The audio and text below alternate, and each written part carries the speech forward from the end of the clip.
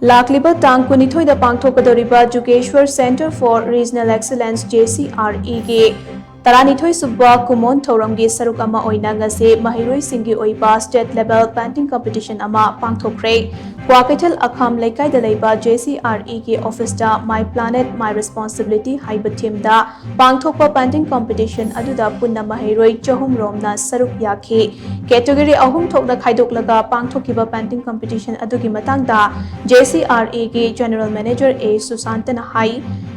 Matam amada aying asagi khalda aduki matek nungairamba lamdam ase ngasidi global warming ki chaitheng fangduna mahusagi fibamda ahongba kaya lakle JCRE ase social enterprise ama oina khunai asida ahongba puraknaba hotnarabasu global warming na pirakliba chaitheng asisu thengna hoba chumgani haina khanbadagi angangsingda awareness piba oina My Planet My Responsibility haiba theme da painting competition ase pangthokpani painting competition ase LAKLIBA TANG kunithoida pangthokkadauriba JCRE ge Taranithoi SHUBA mapok KUMON THOURAM ge SHARUK ama oina pangthokpani masida lam tu sengba yauna forest department ke matenga loinana cherau chingda mafam aduge club ka khutsamnaraga uchara kaya su thaduna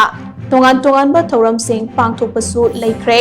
ngasigi painting competition da SHARUK yariba Maheiroi Shing dasu uchara amamam piduna thahangani ngasi faubada JCRE na mioi lising humfu manga ki mathakta train tawkhiba manungda mioi lising kunthra manga henbana tongan ba company singda thabak phangkhre hainasu Susantana makhatana fongdokhi hojikse chaukhatpagi keno matungina koi global warming se atuki matik laijare koi Manipur se am nungairamba weather am nungairamba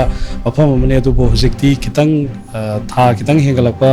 April May da yamna yakna sabasu le aduna akhoi se social enterprise amoina akhoi se isa se akhoi na term tause madubu socially impact tawna climate impact is important noi khanjaraga akhoi na sigi theme se akhoi awareness ama su create tawboina sinjabani thamjabani aduki haijara